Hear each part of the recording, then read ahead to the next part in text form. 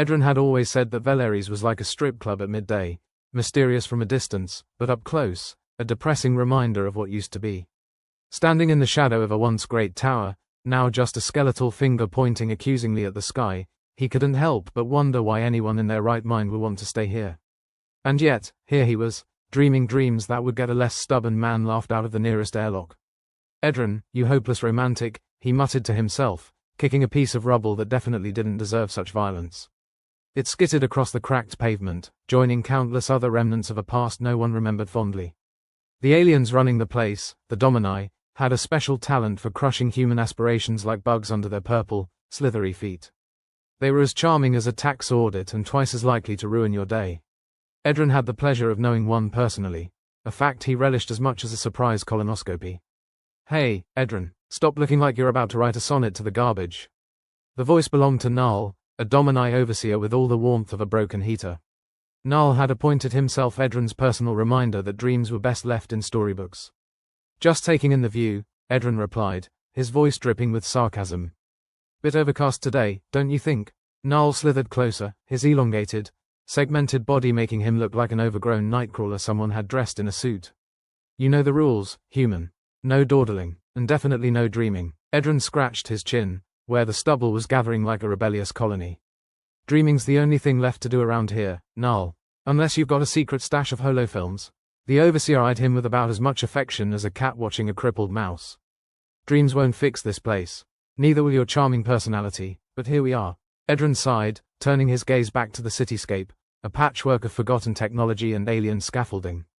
Somewhere in those ruins lay the answer, he was sure of it. His dreams, vivid and annoyingly persistent, showed him a Veleris restored, a city humming with life and energy. Not that anyone cared. The Domini had perfected the art of indifference, and humans weren't far behind.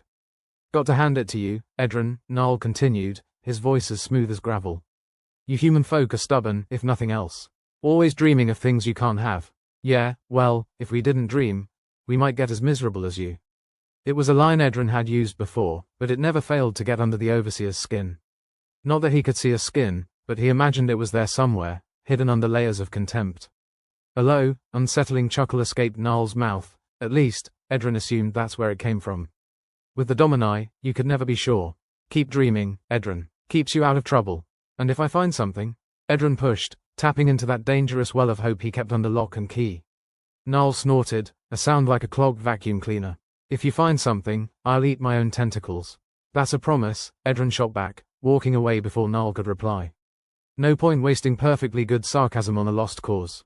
As he navigated through the debris-strewn streets, he reflected on his life choices. It wasn't like he aspired to be the human equivalent of a cockroach, scurrying about in the ruins. But someone had to believe in something, and Edrin had drawn the short straw. He ducked into an alley that smelled like desperation and yesterday's hopes. He had a makeshift workshop there, crammed between two towering ruins. It was a masterpiece of chaos, parts of long-dead machines, bits of alien tech he had borrowed from the Domini, and enough dust to choke a platoon. Home sweet home, Edrin muttered, sliding into a rickety chair that creaked like it was auditioning for a horror flick. He laid out his latest find, a piece of tech that sparked memories of his last dream. The dreams were always the same, like reruns of a show that had been cancelled for bad ratings. But he watched them every night, hoping for a plot twist. They showed him a device buried somewhere in the city, one that could breathe life back into Veleris. Of course, in reality, it was more likely to be a toaster with delusions of grandeur. He grabbed a tool from his cluttered workbench, which, rather ambitiously, consisted of a broken spoon and a lot of prayer. The aliens might have had the run of the place, but no one could accuse Edrin of being a quitter. What are you fiddling with this time? The voice came from behind, startling him enough to drop the spoon. He turned to see Lyra, a fellow dreamer, though she'd never admit it. Lyra had the kind of face that said she's seen too much, but it was her eyes that did the talking, a piercing glare that could soften steel. She was the only human in Veleris more cynical than Edrin, which was why they got along like nitro and glycerin. Oh, you know, just the usual. Creating miracles out of junk, Edrin replied, picking up his spoon with an exaggerated flourish. Well, keep it up, Lyra said, leaning against the doorway. Maybe one day you'll turn this place into a tourist trap, and you'll be the first customer. She snorted, a sound that reminded Edrin how little she cared for optimism. What did Null want? The usual pep talk, Edrin replied. Dreams are for idiots, blah blah, don't get your hopes up, yada yada. Lyra rolled her eyes. He'd be more convincing if he didn't sound like he was reading from a manual. Edren chuckled, though it felt more like a cough. Guess I'm just a sucker for punishment. Lyra shook her head, blonde hair catching the dim light. We all are, Edren. Otherwise, we'd have let this place die already. Yeah, but where's the fun in that? He asked, turning back to his work.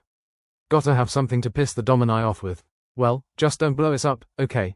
We need a reason to keep coming back to this charming hovel, Lyra said, pushing off the wall. See you around, dreamer. Edren waved her off, focusing again on the tech before him. He had no idea what it did, but it looked important. Or maybe he was just desperate enough to believe it was. He fiddled with wires and circuit boards, mumbling curses that would make a sailor blush. Outside, the winds howled like a mournful requiem, carrying with them the ghosts of Veleris past. Edren worked through the night, his persistence as relentless as the alien overseers who watched from their ivory towers. The dream that night was different, more vivid, more insistent.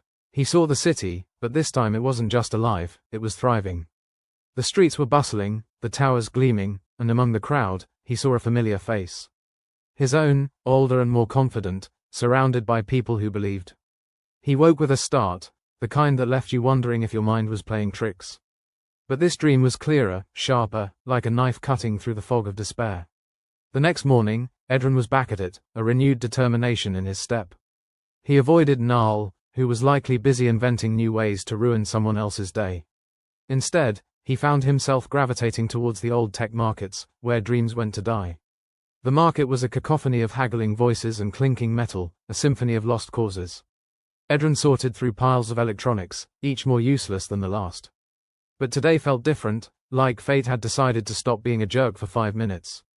He spotted something half buried under a stack of broken drones. An artifact, alien in origin, but it hummed with potential.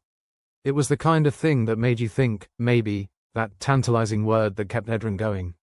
He grabbed it, feeling the weight of destiny and 1,000 poor decisions.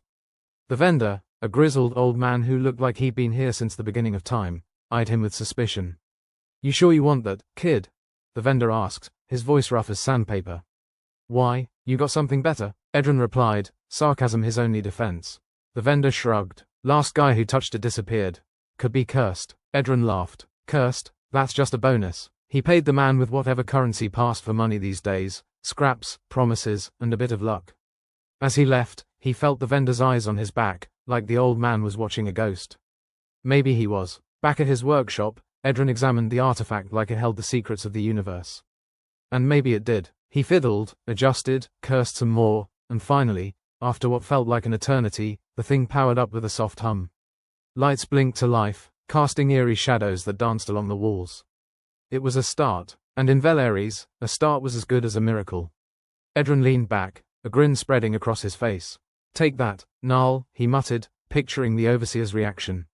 It was probably something involving a lot of swearing and disbelief. The device word, a gentle reminder that not all was lost. Edren didn't know what it would do, but he was going to find out.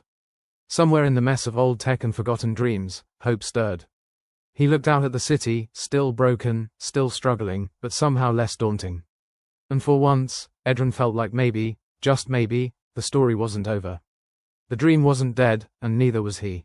As the day faded into night, he wondered what tomorrow would bring. Another dream, another vision, and hopefully, fewer encounters with Null. But for now, he'd take the small victory and run with it. Veleris wasn't going to save itself, and someone had to be the fool who believed in the impossible. Might as well be him. Edren sat cross-legged on the rust-stained metal floor of his workshop, staring at the humming artifact like it was the key to the universe hidden inside a toaster. The damn thing had more lights than a gambling den, each one blinking with the kind of urgency that made you want to find a closet to hide in. But Edren wasn't the hiding type. Not today, anyway. Word about the device had spread faster than a rumor in a zero-gravity pub. By now, even the cockroaches of Veleris had heard of his little discovery. They'd probably started a betting pool on how long it would take him to blow himself up. Odds were 2-1 in favor of, soon. Lyra had been the first to drop by, looking for all the world like she'd rather be anywhere else but curious enough to stick around. Inside the cramped space, filled with the scent of burnt hopes and circuit corrosion, they shared a silence only broken by the occasional mechanical wheeze of the artifact. So, Lyra said, leaning against a wall with the kind of casual indifference that only a few broken people could muster, What's that thing supposed to do? Edrin scratched his chin thoughtfully, though it was more an excuse to avoid eye contact. Not sure, but it doesn't whistle, Dixie, so that's a start. Great, another mystery gadget, just what Veleris needs. Her sarcasm was so thick you could cut it with a knife and serve it for dinner. Hey, at least it's doing something, Edrin replied, gesturing to the flickering lights. More than I can say for most of this junk heap. Outside, the city buzzed with its usual miserable energy. Bits of news filtered through, like the fact that the alien overseers, led by the ever-charming prefect Zolvar, were tightening the screws. Apparently, the Domini had a complex about losing control, like a cat with a new scratching post. Rumor is Zolvar's on a warpath, Lyra said, watching Edrin tinker with wires like a man possessed. Thinks your little light show is going to tip the balance or something. Edrin snorted, a sound less human and more cynical pig on a bad day. Their stupidity knows no bounds. This thing might zap out a moth if we're lucky. Doesn't matter, Lyra replied, rolling her eyes. You know how they are. See a shadow, think it's a monster. Especially if it's human-shaped.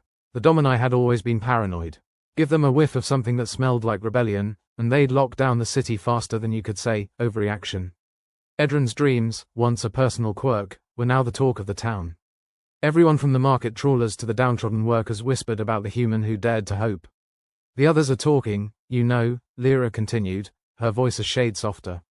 Some are saying your dreams mean something. A change. Great, Edrin muttered, rubbing his temples. Now I'm a prophet. That's exactly what I needed. Could be worse, Lyra smirked. You could be a politician. That earned her a chuckle, dry and brittle. I'd rather eat a live wire. Outside, the oppressive presence of the overseers loomed large. Their patrols had increased, each Domini soldier strutting about with the kind of authority that screamed compensating for something. People shuffled about their business, eyes cast downward, but beneath their dull exteriors, a spark was growing.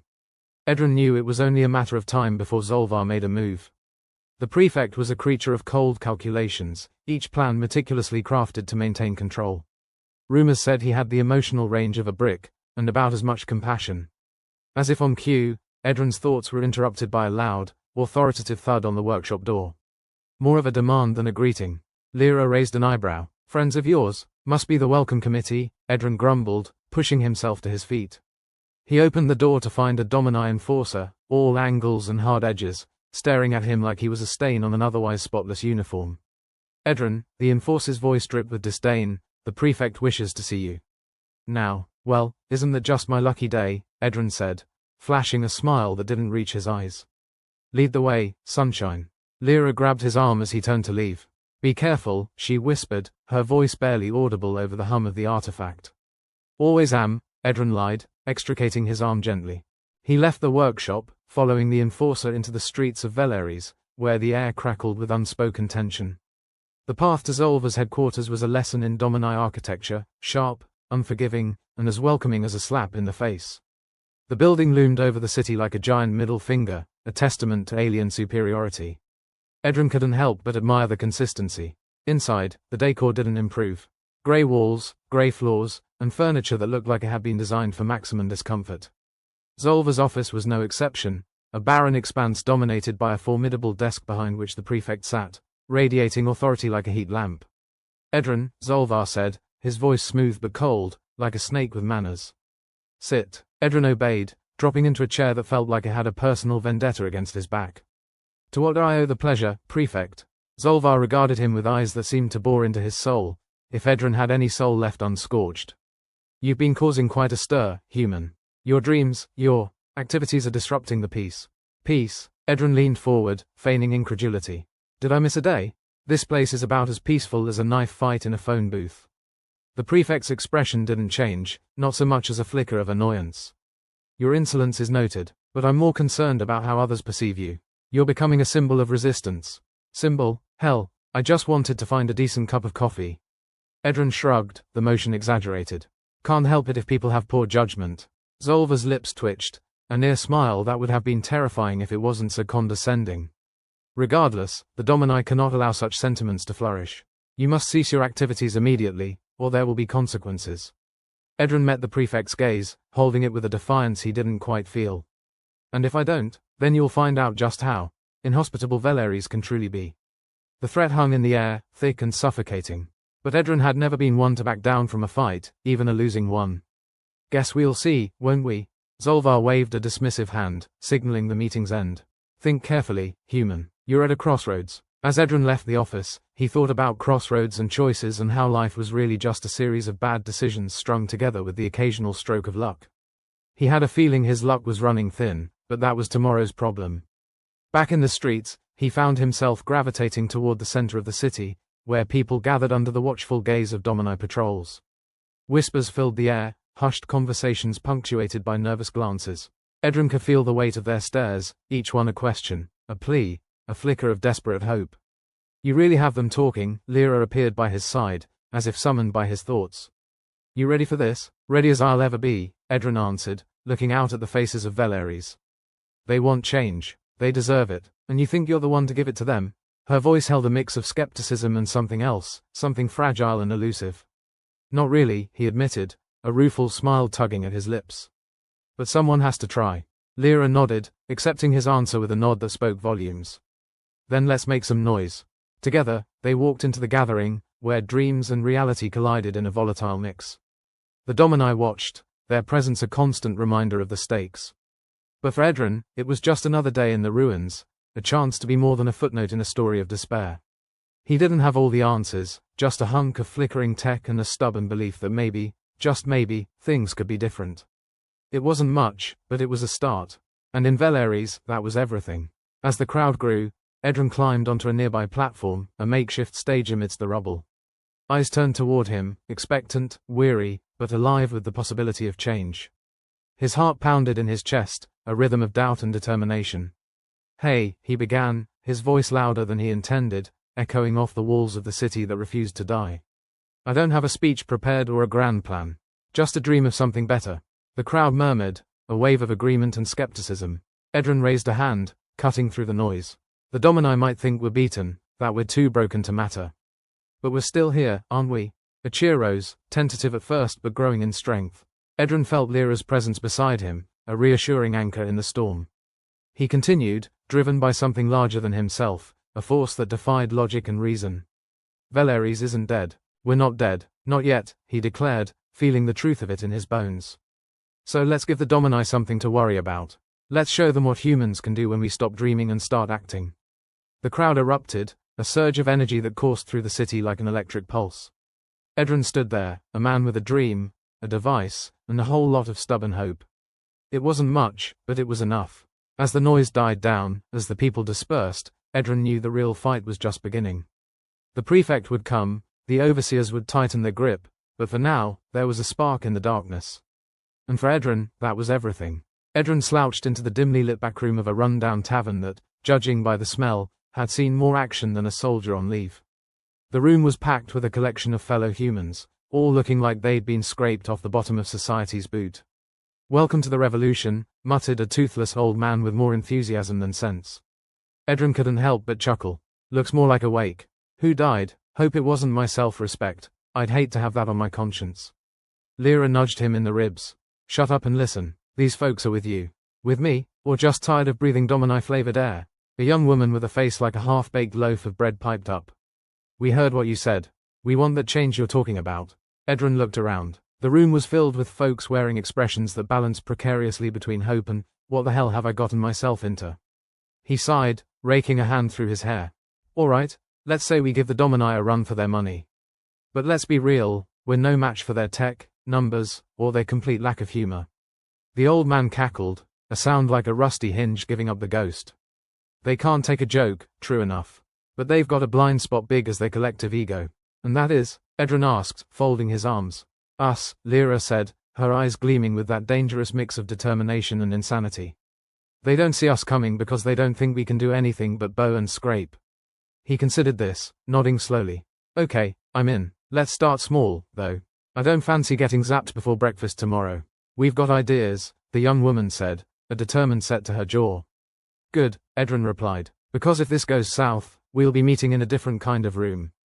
One with bars. The meeting devolved into a brainstorming session that was equal parts inspiration and complete lunacy. Ideas bounced around, ranging from the practical to the outright suicidal. Edrin took notes, mentally separating the wheat from the chaff.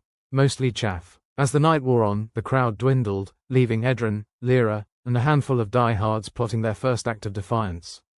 They didn't have much to work with, a few bits of scrap tech, a couple of makeshift EMP devices, and a whole lot of gumption. Edrin leaned back, stretching his arms above his head. All right, let's call it. We've got a plan, shaky as it may be. Same time tomorrow. Lyra gave him a lopsided grin. You got it, fearless leader. Don't say that, he grimaced. You'll jinx us. As they filtered out, Edrin caught snippets of conversation, the words buoyed by a strange mix of fear and excitement. It was contagious, and for the first time in a long time, Edrin felt a flicker of something that was almost optimism. Almost. The next morning, Edrin woke to the sound of his stomach growling like a caged beast. He rustled through his meager food supplies, pulling out something that claimed to be breakfast. It tasted like cardboard, but he washed it down with water he pretended was coffee. The artifact sat in the corner, its lights blinking in a pattern that suggested it was either pleased with itself or having a seizure. Edrin couldn't decide which. He fiddled with it absently, hoping inspiration might strike, preferably before an aneurysm did. Lyra arrived, looking like she'd slept even less than he had. Ready? Sure, Edrin said. Let's go annoy the Domini. Their first act of defiance was simple. Overload a power node supplying one of the Domini's surveillance grids. It wouldn't topple the alien regime, but it might give them a headache. And Edrin took his victories where he could. They made their way through the winding alleys of Veleris, sticking to the shadows when possible. Edrin tried hard not to look like a man about to commit petty vandalism, but he suspected he wasn't very convincing. Here we are, Lyra said, gesturing to a nondescript box mounted on a wall. It hummed quietly, oblivious to the mischief they had planned. Edrin set to work, tools in hand, murmuring under his breath. Always thought I'd make a lousy criminal, but here I am. Maybe it's a calling. You're a natural, Lyra quipped, keeping watch. Thanks, Mom, Edrin muttered, his fingers working with the precision of a man who knew one wrong move could end with him being a crispy critter. The device wheezed, sparked, and then died with a pop. Edrin's heart skipped a beat, then resumed its erratic rhythm. We're good, let's skedaddle before someone notices. They slipped away, adrenaline coursing through their veins like a bitter tonic. Edrin couldn't help but grin as they put distance between themselves and the scene of the crime. Well, that was fun. See, Lyra said, revolution's not so bad. Yeah, if you like living on the edge of a knife, Edrin replied. Which, apparently, I do. Their small success bred confidence, and over the next few days, their acts of defiance grew bolder. They scrawled anti-Domini slogans in places the overseers couldn't ignore. They spread rumors designed to sow distrust and confusion among the alien ranks. Each act was a needle in the side of the Domini regime, small but persistent. But as with all things involving humans and bad luck, they attracted attention. Edrin noticed it first, a shadow that lingered a little too long, footsteps that fell into rhythm with their own. The Domini weren't as clueless as they hoped, a fact that was both irritating and terrifying. Think we've got a tail, he said to Lyra, trying to appear casual. Maybe they just like our style, she replied, her expression anything but flippant. We need to be careful, Edrin said, the reality of their situation sinking in. One wrong move, and we're done for. Yeah, but where's the fun in being careful? Lyra countered, ever the optimist in a sea of pessimism. Their next meeting took place in a warehouse that smelled of old socks and despair. More people had joined the cause, each with their own reasons for standing against the Domini. Edrin marveled at how quickly things had escalated from a pipe dream to a full-blown movement. He stood before them, feeling the weight of expectation pressing down on his shoulders. All right, folks, we've done some good work, but the Domini are catching on. We need to keep changing our tactics, stay one step ahead. A murmur of agreement rippled through the crowd. They knew the stakes, and still, they persisted. Edrin couldn't decide if they were brave or just stupid. Probably both. What's next? The young woman asked, her eyes bright with determination. Edrin took a deep breath. We hit them where it hurts. The supply lines. Disrupt their resources, make them scramble. It'll buy us time, maybe even a little breathing room. Ambitious, Lyra said, giving him an approving nod. I like it. Good, Edrin replied. Because if this doesn't work, we're going to need a new hobby. The plan was simple in theory, but Edrin knew execution would be anything but. They spent hours hashing out the details, every scenario dissected and debated until his brain felt like it was leaking out of his ears. Finally, they had a viable plan, and Edrin felt a flicker of hope, tempered by the knowledge that everything could go wrong in a heartbeat. As they left the warehouse, he turned to Lyra. You think we can pull this off? She shrugged, her smile sly and confident. We've got a chance, and sometimes that's enough. Yeah, let's hope so. The night of the supply raid, Edrin felt like a bundle of nerves wrapped too tightly in human skin. The group gathered in the shadows, waiting for the signal. Every sound, every flicker of movement set his heart racing. "Remember," he whispered, quick and quiet. They nodded, a ragtag band of misfits bound by a common goal. As the signal came, they moved as one, slipping into the Domini supply depot with the stealth of a cat burglar with nothing to lose.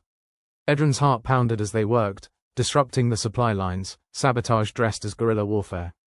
It was thrilling and terrifying in equal measure, every second stretching into an eternity. But as they made their escape, Edrin's instincts screamed a warning. They hadn't gone unnoticed. The Domini were onto them, and they weren't happy. "Move," Edrin shouted, urgency lacing his voice. They ran, feet pounding the ground as alarms blared behind them.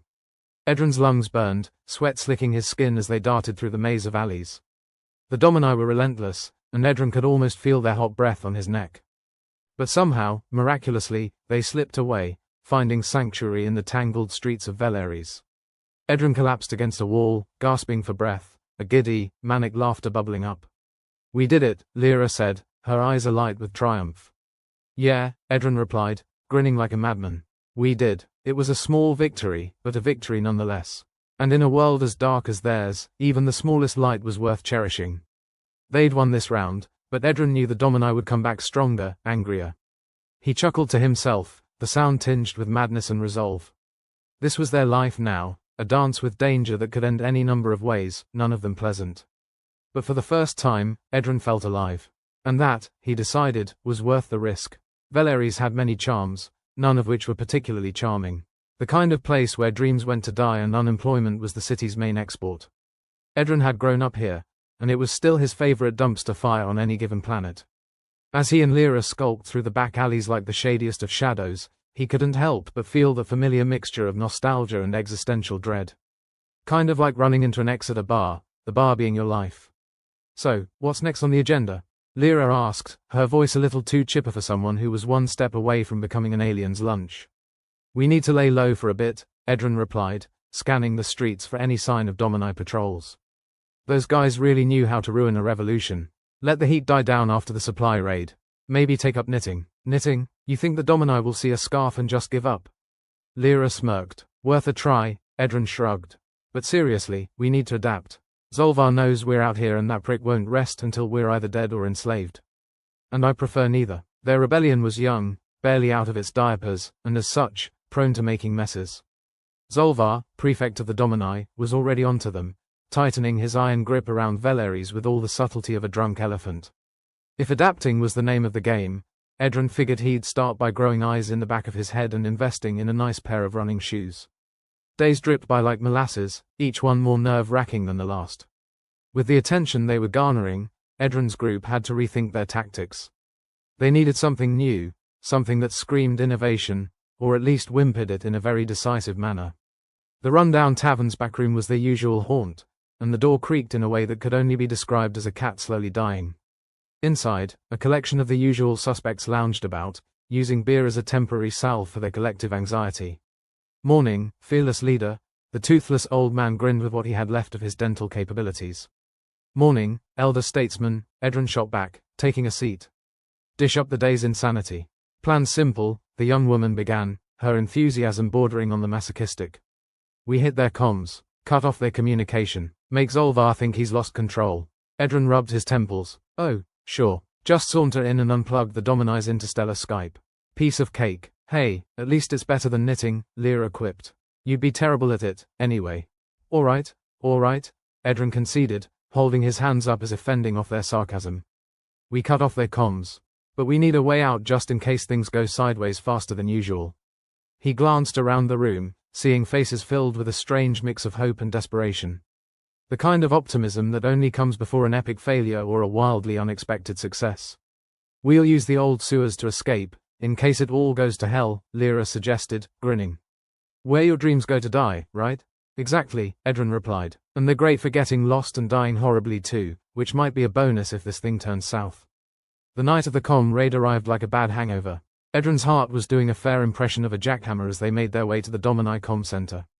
Shadows clung to them like miserable ghosts, and Edrin couldn't shake the feeling they had all missed the memo about the dress code. The comm center was a towering monstrosity of wires and alien architecture, part fortress, part tech nightmare. A hulking mass of metal that screamed, "Do not disturb," louder than a librarian on a caffeine overdose. "All right, everyone know their part?" Edrin asked, though he was sure they didn't. He wasn't even sure about his own. Yeah, came the group's half-hearted chorus, a mix of bravado and the sounds of impending doom. "All we need is a little infiltration, a bit of sabotage, and a lot of luck," Lyra said, grinning like a lunatic. "Easy as pie," the toothless old man chuckled. "Assuming the pie's on fire and trying to kill you." Edrin couldn't help but laugh. The kind of laugh that dances on the edge of sanity, where tears of joy and despair start looking a little too similar. They moved quickly, slipping into the comms center with the kind of finesse usually reserved for drunks sneaking into their own homes. The place was crawling with Domini tech, all sleek lines and ominous hums, like a futuristic beehive. "Just a few tweaks here, a couple of snips there," Edrin murmured as he worked, fully aware that one wrong move could turn him into a smear on the wall. The artifact, which had by now earned a sort of uneasy camaraderie with Edrin, blinked its lights in what he could only assume was encouragement. Or maybe it was laughing at him. Hard to tell. "Keep an eye out for company," he whispered to Lyra, who nodded as she scanned the room. There was a moment, a sweet, fleeting moment, when Edrin thought they might actually pull it off. And then, of course, everything went to hell. The alarms blared, a cacophony of sound that slammed into Edrin's eardrums with all the subtlety of a nuclear explosion. The Domini had arrived, and they looked about as pleased as someone who'd found a rat in their cereal. "Time to go," Edrin yelled, abandoning subtlety like it was a sinking ship. They bolted, charging through the halls with the urgency of people who'd just realized they'd left the oven on at home. The plan had unraveled with all the grace of a toddler's first attempt at origami, but Edrin couldn't help but feel alive. As they reached the sewers, Edrin dove into the darkness with all the enthusiasm of a man who'd just learned he was being hunted by aliens. The adrenaline coursed through his system, making him feel invincible, even as reality kept trying to remind him otherwise. "Think we lost them?" Lyra asked, panting beside him as they navigated the labyrinthine tunnels. "Not a chance," Edrin replied, grinning despite himself. "They're probably just taking bets on how long we'll last down here." "Optimism, as always," Lyra mocked, her breath coming in gasps. "Hey, it's not optimism if you know you're screwed. It's realism." The tunnels twisted and turned, a tangled mess of darkness and the lingering scent of despair. Edrin couldn't help but feel a strange kind of camaraderie with the place. It was just as lost and suffocating as he was. Finally, they emerged into the night, hearts pounding and lungs burning. They'd escaped, but only just. It was a victory, the kind that left you feeling like you'd just fought a bear and lived to tell the tale, bruised, battered, but somehow intact. "Well, that went well," the young woman said as they regrouped, her sarcasm as biting as the night's chill. "Could have been worse," Edrin replied, still catching his breath. "Could have been eaten by a sewer mutant." "Always the optimist," Lyra said, shaking her head but smiling. As they made their way back to their hideout, Edrin couldn't help but reflect on the absurdity of it all. A ragtag bunch of humans, defying an alien regime with nothing but spit and stupidity. And yet, against all odds, they were still here. For now, anyway. The next day, the repercussions of their actions became apparent. Prefect Zolva's response was swift and brutal, as they'd expected. Domini patrols multiplied, curfews were enforced with a zeal that bordered on the fanatical, and the city became a prison of its own making. But Edrin and his group weren't deterred. They were cockroaches in the cracks of the Domini's pristine facade, and they'd be damned if they didn't make the most of it. "What now?" Lyra asked, her eyes dark with determination. "We keep going," Edrin replied, his resolve hardening. "We keep fighting, keep annoying the hell out of Zolvar. We adapt, we survive." "Till when?" the toothless old man asked, his voice weary but hopeful. "Till the Domini get the hint," Edrin said, a wry grin spreading across his face. "Or till we all die trying." "Great pep talk," Lyra said dryly. "Really gets the blood pumping." They laughed, a ragged, weary sound that echoed around the room. In the face of overwhelming odds, they had nothing but each other, a handful of half-baked plans, and an overwhelming urge to stick it to the man, or alien, in this case. But for Edrin, that was enough. They were a small light in the darkness, a spark that refused to go out. And as long as they had that, they had a chance. Against the Domini, against Zolvar, against the bleak, relentless universe. It was a fool's hope, but it was hope nonetheless. And in a world that had long since forgotten what hope looked like, Edrin figured that was a rebellion all its own. The atmosphere in the tavern's backroom was as thick as a Domini patrol's skull. The usual cast of rebels was scattered around, clutching their drinks like life-preservers in a sea of despair. Edron stood at the center, trying to appear confident, which was no easy feat when your heart was threatening to stage a mutiny. Zolvar's tightened the noose, Edron announced, as if the increased patrols and the citywide curfews had gone unnoticed. We're running out of time to make a real impact. Then maybe we should speed things up, the young woman suggested, her enthusiasm like a blinding spotlight in the dim room. She had that special kind of optimism that made Edron want to slap her or hug her, depending on the day. And how do you propose we do that? With a magic wand and a catchy slogan? Edron shot back, his voice soaked with sarcasm. Because last I checked, we're fresh out of miracles. Maybe we should consider a different target, the toothless old man interjected, his voice a gravelly reminder that he'd outlived better rebels than any of them. Something that might actually hurt Zolvar where it counts. His pride, Lyra quipped. We'd need a sledgehammer for that one. Edron rubbed his forehead, trying to smooth away the persistent headache that was planning a rebellion. No, we need to think smarter. We can't outgun him, but we can outwit them. Outwit the Domini. The young woman leaned forward, her eyes gleaming with possibility. You got something in mind that doesn't involve us getting vaporized? Not yet, Edron admitted, wishing he could conjure up a brilliant plan as easily as Lyra conjured up sarcasm. But we'll figure it out. Sure we will, Lyra said with a smirk. Right after we invent the universe's first unbreakable promise. The door creaked open, and the room fell silent, every pair of eyes snapping to the newcomer. It was Null, a Domini overseer who'd been playing both sides longer than was probably healthy, though his health was the least of Edron's concerns. Nice of you to join us, Null, Edron greeted, trying to keep the tone light. You bring any good news, or are you just here to remind us how utterly screwed we are? Null shrugged, his expression as nonchalant as if he were discussing the weather instead of an imminent alien crackdown.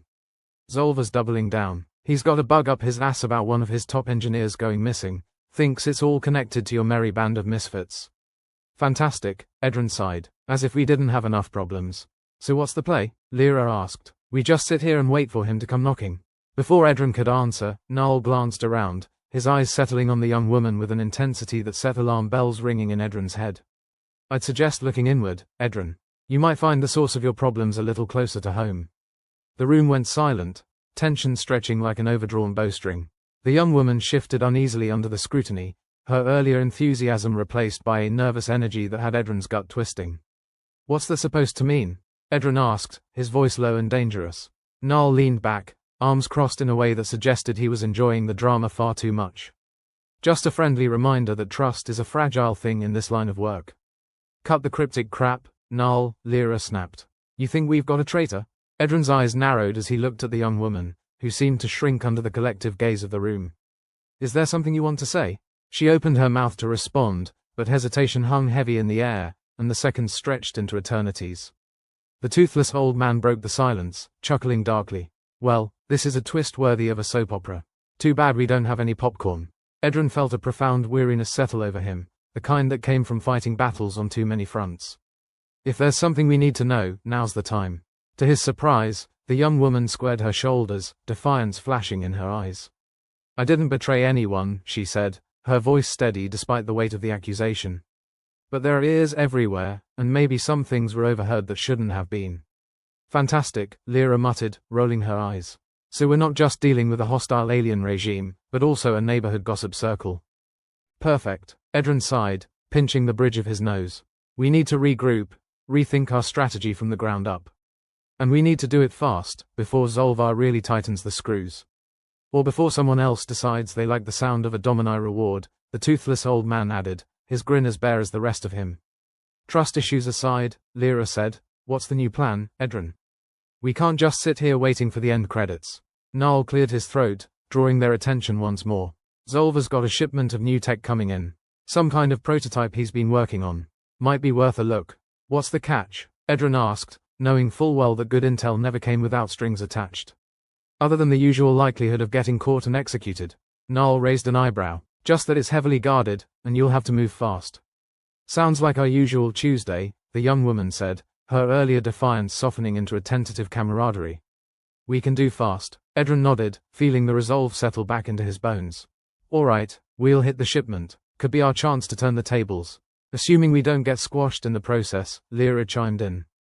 Details, Edron replied, flashing a grin that barely masked his own nerves. We'll handle the details as we go.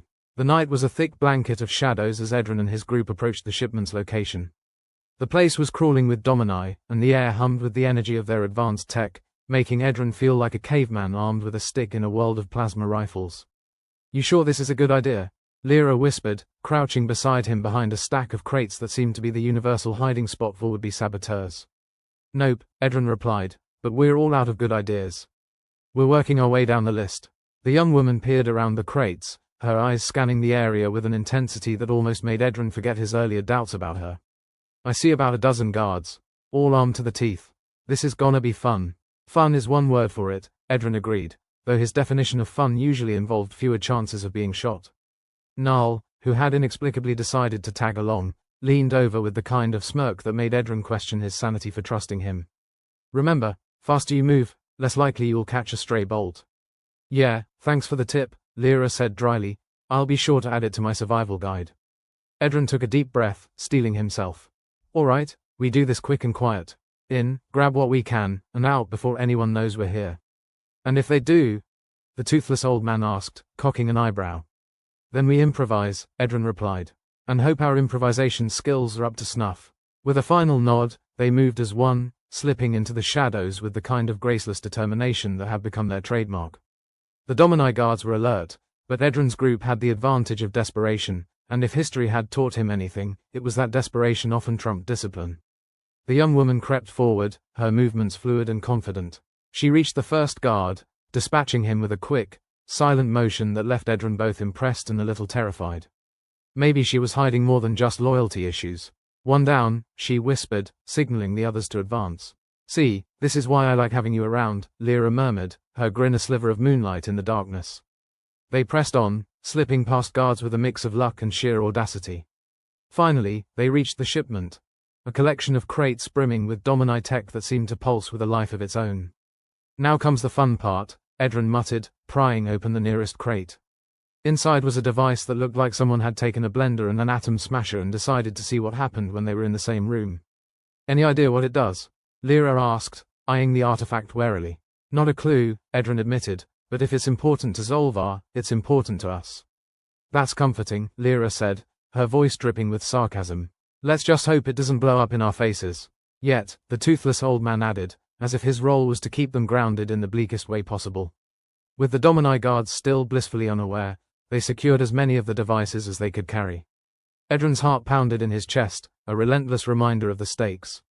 This was their chance to turn the tide, to show Zolvar that humanity wasn't as beaten as he thought.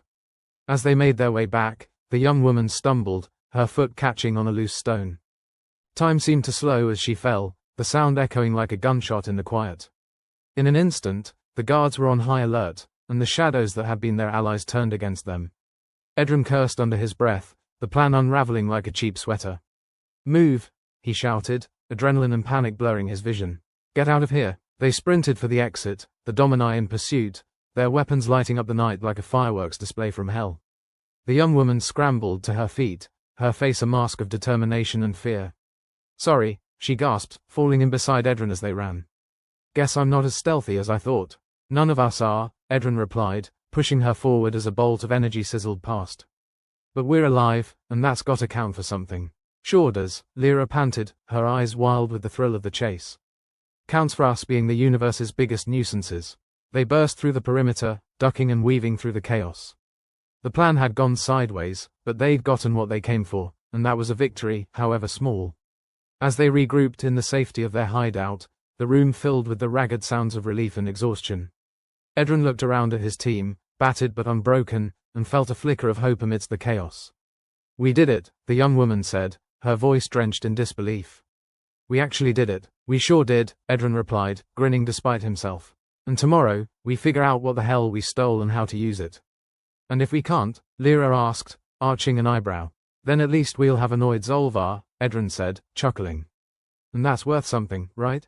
"Right," the toothless old man agreed, his grin as wide as ever. "Now let's drink to surviving another day."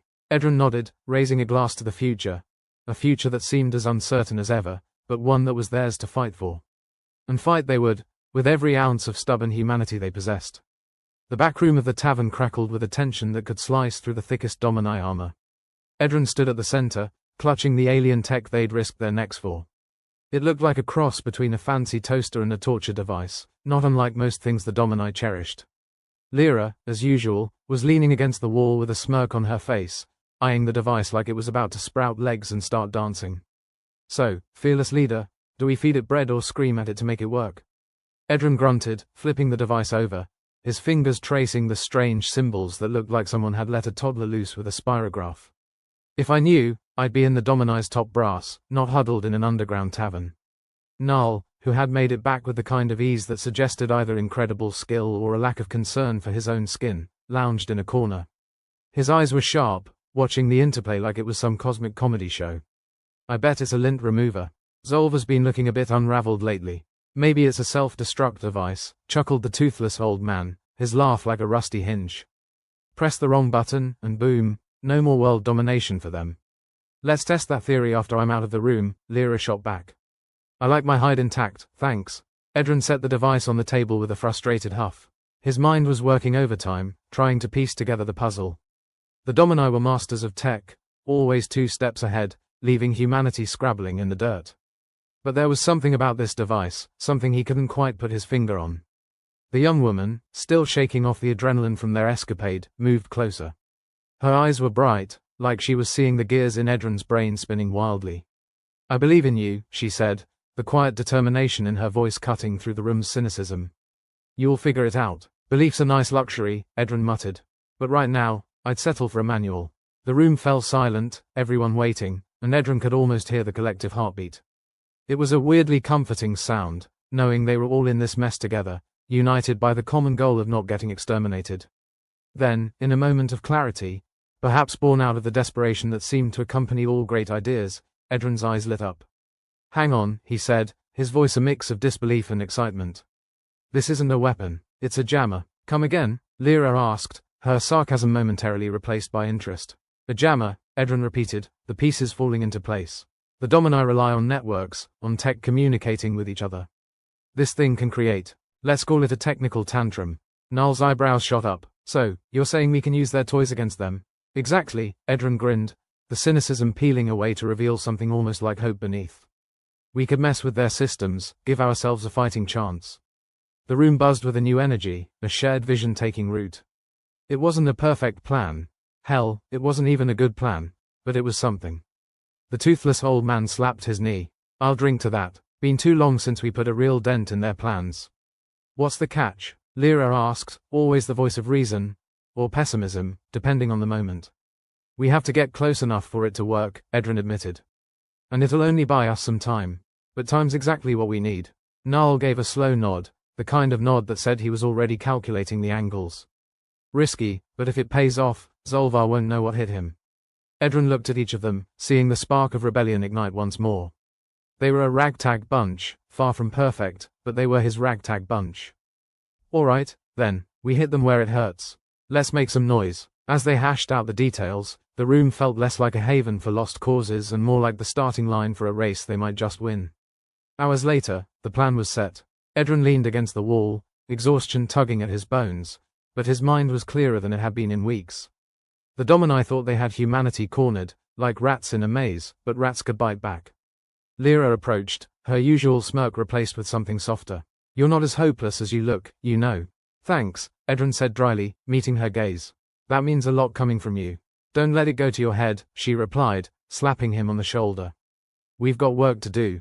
As the group dispersed to prepare, Edron took a moment to himself, staring at the device that had become the linchpin in their gamble. It was remarkable how something so small could hold the potential to change everything. The young woman lingered, her expression thoughtful. I told you you'd figure it out. Yeah, well, let's hope my luck holds, Edron replied, watching her with a newfound respect. She had the kind of spirit that made him think they might just have a shot. Luck's overrated, she said, her eyes glinting. We've got something better. Edron laughed, a genuine, unguarded sound. And what's that? Each other, she replied simply. Edron nodded, the truth of her words settling over him like a cloak against the cold. Together, they were more than their circumstances. They were a force, a movement, and maybe, just maybe, the answer to a question even the Domini hadn't thought to ask. The day of the operation dawned dull and grey, the kind of weather that matched the city's mood. Veleris was a place where dreams went to die, but today, it felt like something might actually be happening. Edron's crew assembled in the back room, a mix of nerves and bravado swirling amongst them. The young woman was double-checking her gear, while the toothless old man regaled anyone within earshot with tales of his youthful exploits, each more improbable than the last. Lyra was pacing, her restlessness a familiar sight. "All right, boys and girls, let's not screw this up. There's a carton of moonshine riding on this." "Moonshine?" Narl asked, raising an eyebrow. "Didn't know we were betting on this." "Of course we are," Lyra shot back. "It's not a real mission without stakes."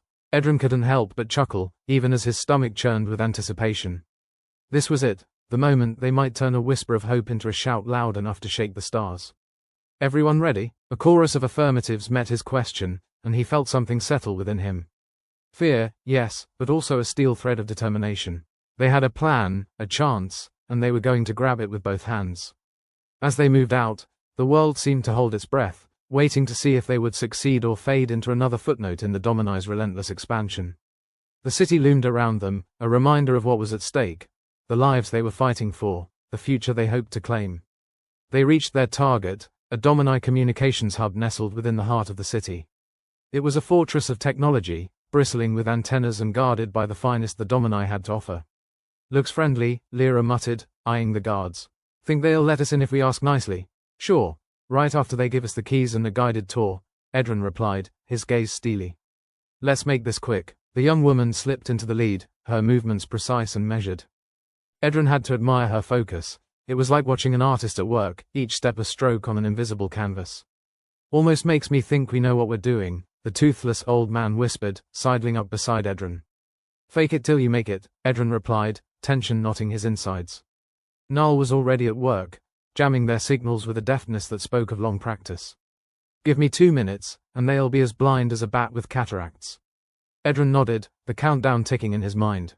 The device was in his hands, humming with potential, ready to unleash chaos upon their unsuspecting foes. All they had to do was get close enough. As if reading his thoughts, Lyra nudged him. "Hey, don't look so worried. If this goes south, at least we won't be around to hear I told you so." "Comforting," Edron replied, his eyes scanning the area. "Let's hope it doesn't come to that." They moved as one, slipping past guards with a mix of precision and sheer audacity. The Domini might have had the advantage in firepower, but Edron's group had something more potent, resolve.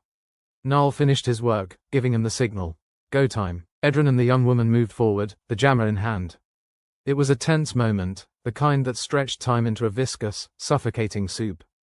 But they pushed on, every step a defiance against the odds stacked so high against them. They reached the heart of the hub, the place where the Domini's communications converged in a symphony of data and light. With a deep breath, Edron activated the jammer, releasing its disruptive energy into the ether. It was like unleashing a storm, the air crackling with power as the Domini's systems went haywire. Alarms blared, lights flickered, and confusion reigned as the mighty alien tech stuttered and spluttered like an old engine. "Looks like it's working," the young woman said, her grin triumphant. "For now," Edron replied, adrenaline surging through his veins. "Let's not overstay our welcome." They retreated, the chaos they left in their wake a testament to their audacity. The Domini guards scrambled, trying to restore order, but for once, the humans had the upper hand. As they regrouped outside, the reality of what they'd achieved settled over them. They'd struck a blow against the Domini, a small victory in a war that had seemed unwinnable. Lyra clapped Edron on the back, her expression a mix of relief and disbelief. "You actually did it, you mad bastard." "Yeah," Edron said, his heart still pounding. "We did it." The young woman hugged him, her laughter bright and infectious. "You're a hero, Edron." "I'm just a guy who got lucky," he replied, feeling the weight of leadership lift, if only for a moment. As they celebrated, Edron knew the fight was far from over. But they'd proven that humanity wasn't beaten, that they could stand against the Domini's tyranny. Hope, it seemed, was a weapon all its own. And maybe, just maybe, it was enough to light their path forward. The morning broke with a sky the color of concrete, fitting for a city as melancholy as Veleris. Edron stood in the alleyway adjacent to the back room, a cigarette dangling from his lips as he mentally rehearsed the plan for the umpteenth time. They were a collection of misfits and has-beens, each with nothing to lose and everything to prove. No pressure, then. As the last drag of nicotine burned his throat, Lyra appeared beside him, her presence as familiar as the sarcasm in her voice. "You ready to lead us into the glorious unknown or whatever?" Edron smirked, tossing the butt to the ground and grinding it beneath his heel. Just another day in paradise. Paradise, Lyra snorted. More like a dystopian hellhole. Ah, semantics, Edron quipped, turning to face the others gathering behind them.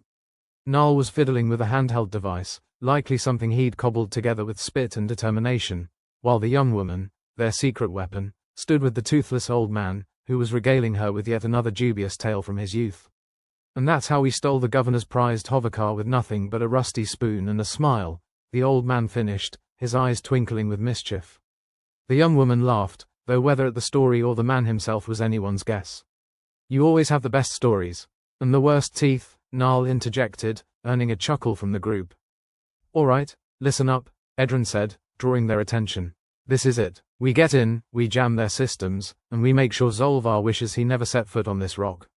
And if we die? Lyra asked, raising an eyebrow. Then we haunt him, Edron replied simply. Everyone clear on the plan? Nods and murmurs of agreement met his words. They were as ready as they'd ever be, which wasn't saying much, but it would have to do. As they moved out, the city loomed around them, a spectre of broken dreams and fading hope. The Domini had tightened their grip so fiercely that even the air felt restrictive. Today, though, they'd breathe a little easier. Their first target was a Domini patrol checkpoint, a makeshift fortification crawling with guards. Edron signaled for them to halt, surveying the scene with a critical eye. Looks like they're expecting company, he muttered. Yeah, well, we're not exactly subtle, Lyra replied, her tone dry. The young woman crouched beside them, her eyes scanning for weaknesses. We've got the jammer, let's make it count. Right, Edron agreed, nodding to Null. Time to turn off the lights. Null grinned, his fingers dancing over the controls. Let's see how they like the dark. With a flick of a switch, the jammer hummed to life, sending a ripple of confusion through the Domini ranks. Lights flickered, and the guards fumbled with their now useless equipment. Go, Edron barked, and the group sprang into action. They darted forward, ducking and weaving through the chaos. Lyra took out a guard with a well-placed elbow, while the toothless old man provided a surprisingly effective distraction by waving his arms and shouting incomprehensibly. Old man's still got it, Edron muttered, impressed despite himself. Focus, Edron, Lyra snapped, dragging him towards the control center. They needed to reach the heart of the checkpoint, where the Domini's communication lines converged. Through a combination of luck, skill, and sheer audacity, they made it to the central hub. Edron wasted no time, setting the jammer down and initiating the signal disruption. Here goes nothing, he whispered, pressing the final button. The effect was instantaneous. Alarms blared, but they were incoherent, more like a cacophony of dying animals than a coordinated alert. Domini scrambled, their once precise movements reduced to chaos. It's working, the young woman said, her voice tinged with disbelief. Don't sound so surprised, Edron replied, though his own relief was palpable. Let's wrap this up. They exited the control center, leaving behind a scene of confusion and disarray. The Domini were in shambles, their once mighty network reduced to a tangle of static and frustration. Now for the main event, Lyra said, her eyes alight with the thrill of rebellion. Their next target was the central power grid, the beating heart of Veleris and the key to crippling the Domini's operations. The journey there was a blur of adrenaline and narrow escapes, but they pressed on, driven by the promise of freedom. As they approached the grid, Edron paused, taking in the sight before them. Looks like a fortress, he said, eyeing the defenses. It is, Null replied, his voice tinged with awe. But we've got the edge. Once again, the jammer was deployed, its tendrils of disruption snaking through the Domini's systems. Edron held his breath, waiting for the inevitable backlash. When it came, it was glorious. Lights flickered, and the city plunged into darkness. For a moment, silence reigned, broken only by the startled cries of Domini guards as they found themselves blind and stumbling.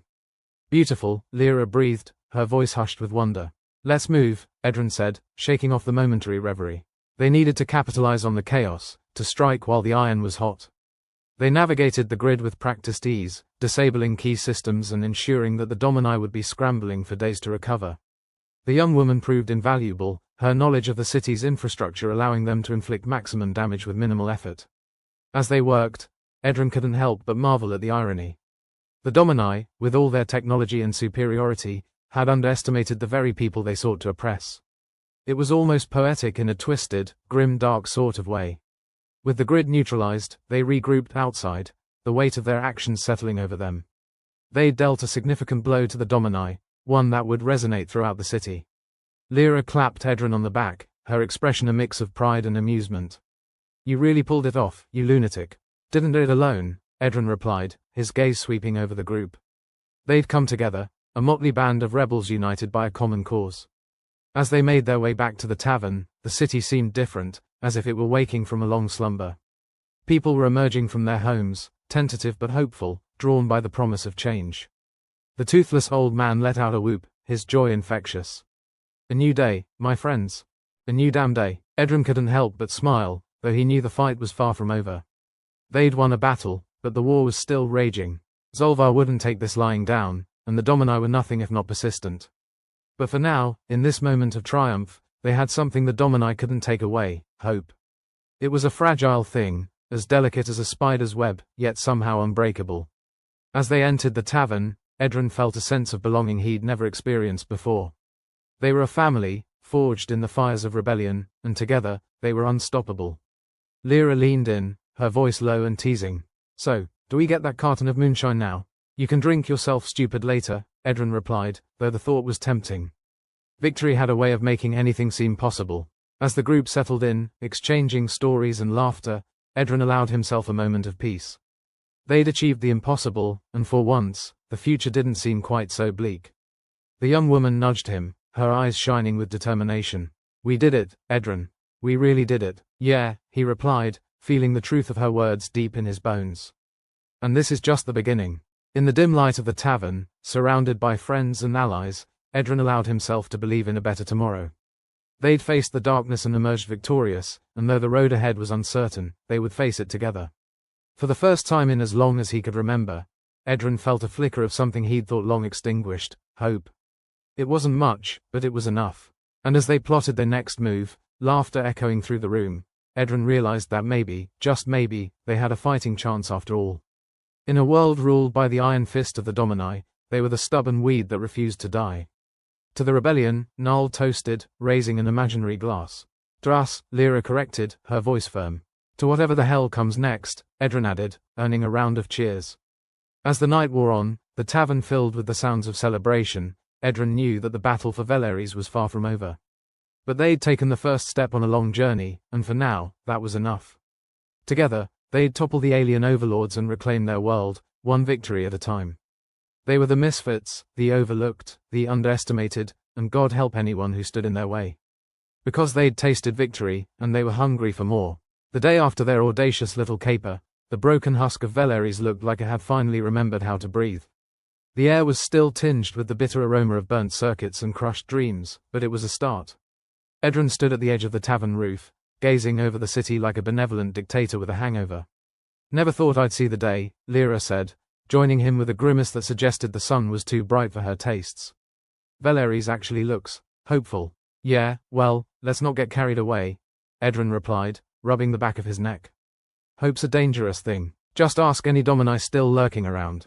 Or ask you, Lyra teased, nudging him with her elbow. You've been peddling hope like it's going out of style. He smirked, the expression feeling foreign yet welcome on his face. Guess I'm a revolutionary after all.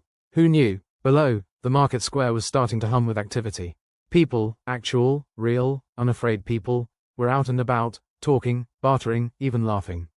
It was as if the city had collectively decided to give the middle finger to the curfews and patrols that had been smothering them. Null ambled over, his usual aura of grumpiness offset by the fact he was holding a mug of something steaming and probably lethal.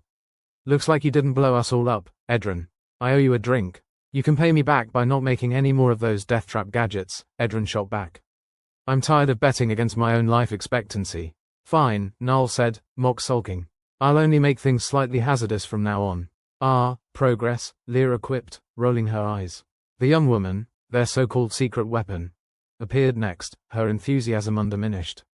So what's next, fearless leader? Next, Edrin echoed, feeling the weight of the question. I suppose we rebuild, make this place livable again. Livable might be a stretch, Null muttered, taking a swig from his mug. But it's a start. They watched as some kids, previously too afraid to step out, started playing in the street. The sight was almost surreal, like spotting a flower growing from a crack in the pavement.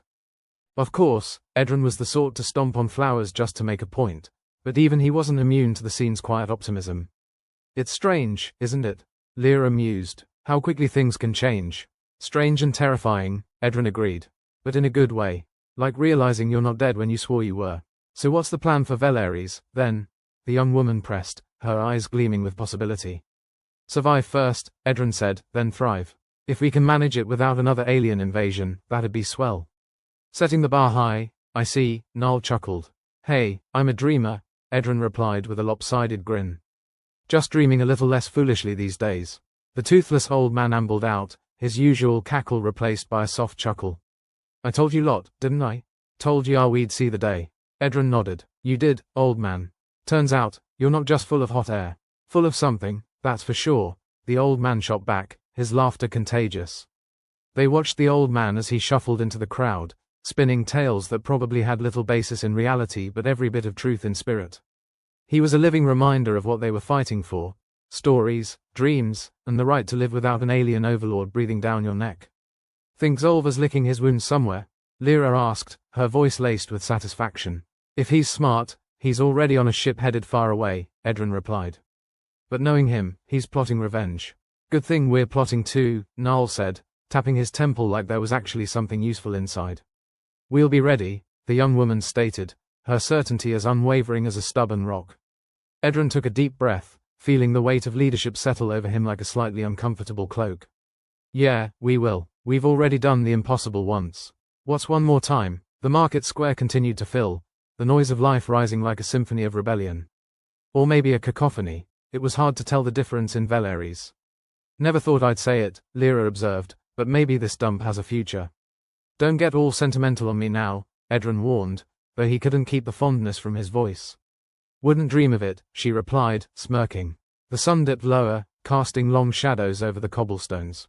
Shadows that felt less ominous and more hopeful. They'd won a skirmish, maybe even a battle. The war wasn't over, but for the first time, it felt like they had a chance. A real, fighting chance. As they stood there, soaking in the moment, Edrin realized something profound. Veleris wasn't just a city, it was a testament to resilience, a stubborn weed that refused to die. In a galaxy full of Domini dominance, Veleris was a tiny, flickering light of defiance. Hear that? Narl asked, his tone uncharacteristically soft. What? Edrin replied, straining his ears. The sound of hope, Narl said, a rare smile gracing his lips. Edrin chuckled, shaking his head. Sounds like a bunch of stubborn fools to me. Same difference, Lyra quipped. As they turned to head back inside, Edrin cast one last glance over the city, feeling a strange sense of peace. Whatever came next, they'd face it together, misfits, rebels, friends. They were the ones who'd topple the Domini, the underestimated underdogs who'd defy the odds. And for Edrin, that was more than enough to keep on dreaming. Let's get a drink, he suggested, leading the way back inside the tavern. We've earned it. To Veleris, the young woman toasted, lifting an imaginary glass.